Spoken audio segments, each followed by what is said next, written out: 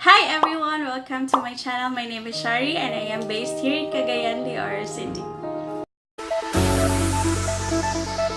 So welcome to another episode of Shy Talks. So that is a series here in my channel na ginagawa ko to talk about anything under the stars and the moon. So for this video, ang pag-uusapan natin ay regarding dun sa activity na pinagawa ko dun sa mga young people when I had a chance to be one of the speakers during the youth camp.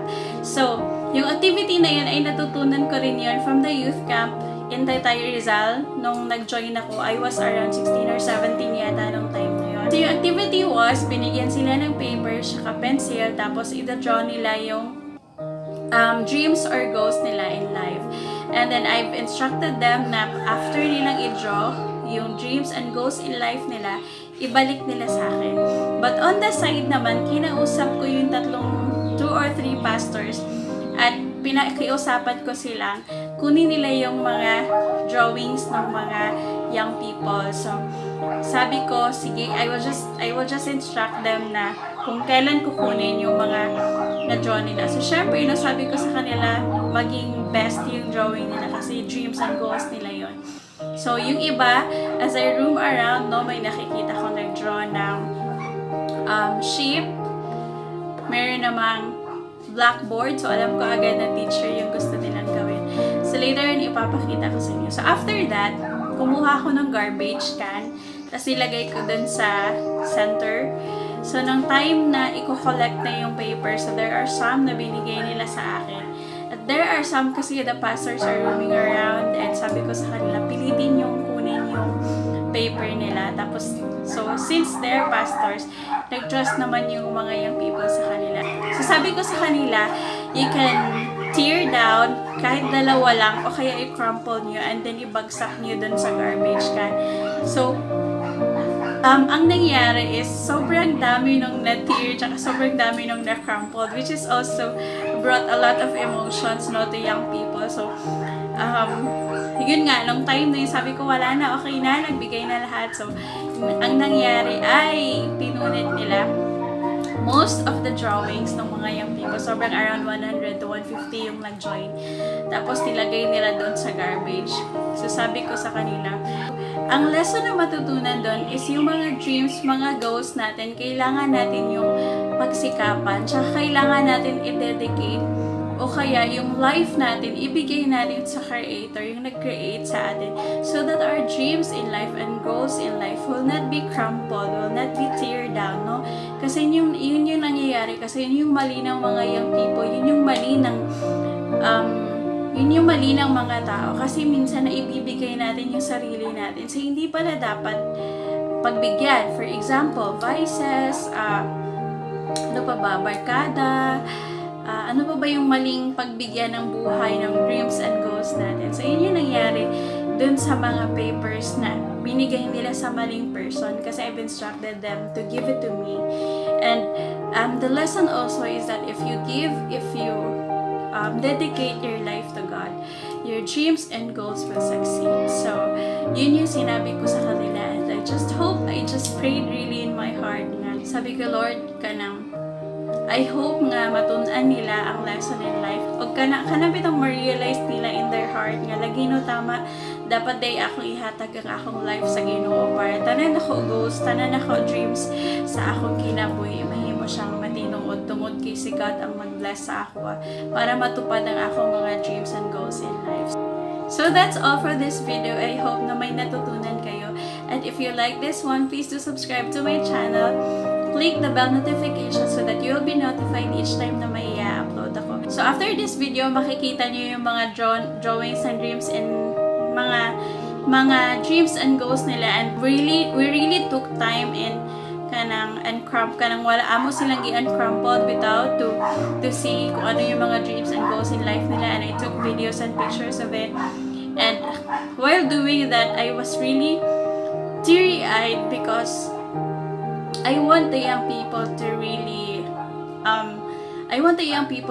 dedicate their life, and I want them to make their dreams. Alam mo yung gusto mong sana na mangyari yung mga dreams and goals in life nila, because you know how it feels to fail.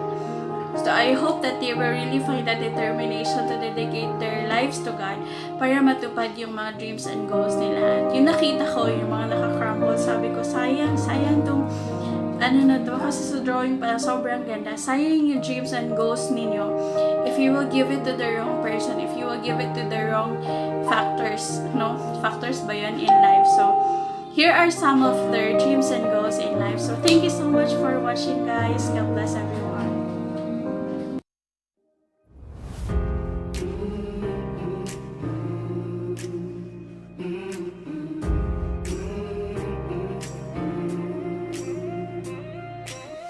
There is no ocean that can't be parted. There is no mountain that can't be moved. I know there's help for the heavy-hearted. The weak will find their strength renewed. You just gotta have faith. You just gotta have faith.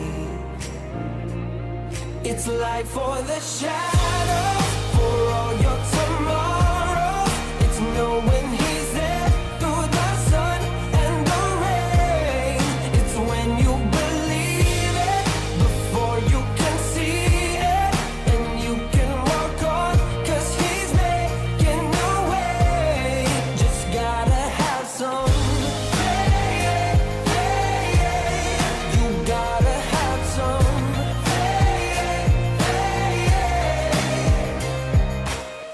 Searching for purpose and know the waiting, praying through so many silent hours, finding a breath when you feel like fading, learning to love where you are right now. You just gotta have faith.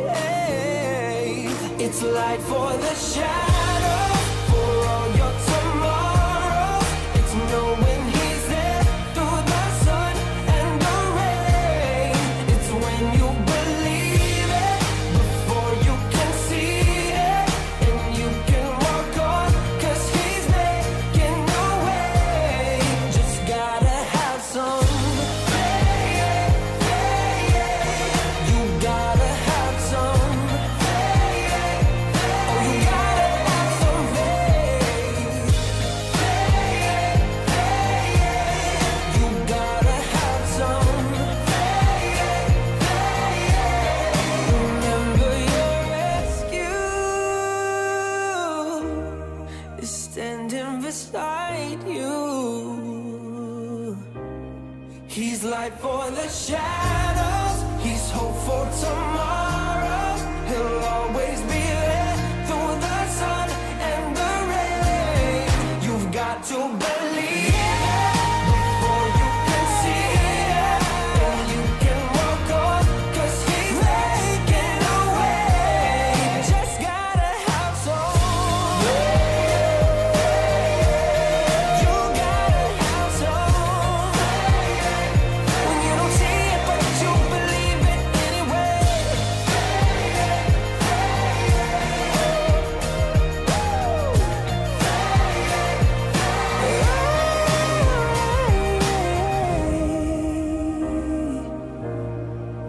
Just gotta have some faith.